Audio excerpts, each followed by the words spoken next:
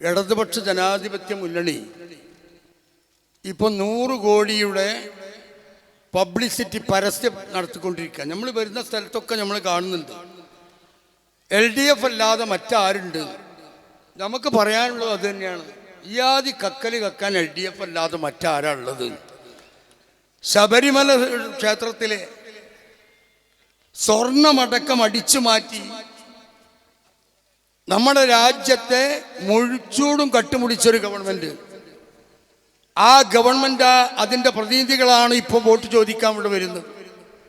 ഏതെങ്കിലും ഒരു മേഖലയിൽ, ആരോഗ്യ മേഖലയാകട്ടെ, വിദ്യാഭ്യാസ മേഖലയാകട്ടെ, എല്ലാം തകർത്തെറിഞ്ഞൊരു ഗവൺമെൻറ്റിൻ്റെ പ്രതിനിധികൾ നവകേരള യാത്ര നടത്തി 620 കോടി ചെലവഴിച്ചവർ രാജ്യത്തെ വികസനത്തെക്കുറിച്ചൊന്നും പറയാനില്ലാതെ ഉമ്മൻചാണ്ടി ഗവൺമെൻറ് കൊണ്ടുവന്ന വിഴിഞ്ഞം പദ്ധതിയും അതുപോലെ തന്നെ മെട്രോ റെയിലുമടക്കം കണ്ണൂർ എയർപോർട്ടടക്കം തങ്ങളുടെ വരീതിയിലാക്കി അവർ വീമ്പ് പറഞ്ഞിരുന്ന ഫോണുമില്ല, കേരയിലുമില്ലാതെ നാണം കെട്ട് തൻ പ്രമാണിത്തം കാണിച്ച് നാടാകെ തൻ്റെ ഫോട്ടോ മാത്രം വെക്കാൻ ആഹ്വാനം ചെയ്യുന്ന നാണം കെട്ട പിണറായി വിജയൻ്റെ പ്രതിനിധിയായി നമ്മുടെ മണ്ഡലത്തിൽ മത്സരിക്കുന്ന, ഞാൻ പേര് പറയുന്നില്ല, പാവപ്പെട്ട CPI-കാരനാണ്.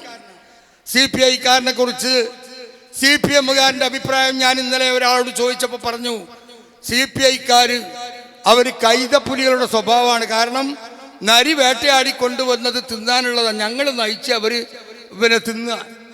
അതാണ് CPI-കാരനെ കുറിച്ച് പറഞ്ഞത്.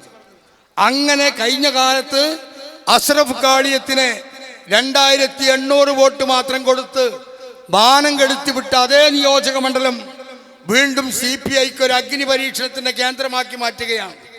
നമുക്കിവിടെ ഒട്ടേറെ കാര്യങ്ങൾ പറയാനുള്ളൊരു മണ്ഡലമാണ്.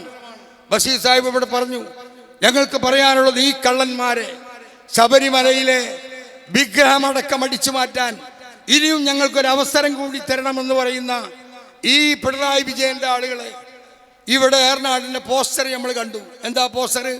ഏർനാട് നീ ചെറുപ്പന്ന 81 വയസ്സായി നമ്മുടെ മത്സരിക്കുന്ന പിണറായി വിജയന് നല്ല ചെറുപ്പ. അതുപോലെ തന്നെ 1-2 മന്ത്രിമാർ, കടന്നപ്പള്ളി അടക്കമുള്ള മന്ത്രിമാർ നല്ല ചെറുപ്പ. ഏർനാടിൽ പോസ്റ്റർ ഒട്ടിച്ചിട്ട് ചെറുപ്പം, ഏർനാട് നീ ചെറുപ്പം. അപ്പോൾ ആളുകൾക്ക് മുന്നിൽ ഒന്നും പറയാനില്ലാതെ, വികസനമെടുത്ത് കാണിക്കാനില്ലാതെ നാണം കെട്ട് ഈ പടിയിറങ്ങിപ്പോകുന്ന ഇടതുപക്ഷത്തിൻ്റെ കനത്ത താക്കീത് നൽകിക്കൊണ്ട് നമുക്ക് ഈ തെരഞ്ഞെടുപ്പിൽ ഉജ്ജ്വലമായ വിജയം നേടണമെന്ന് ആവശ്യപ്പെട്ടുകൊണ്ട്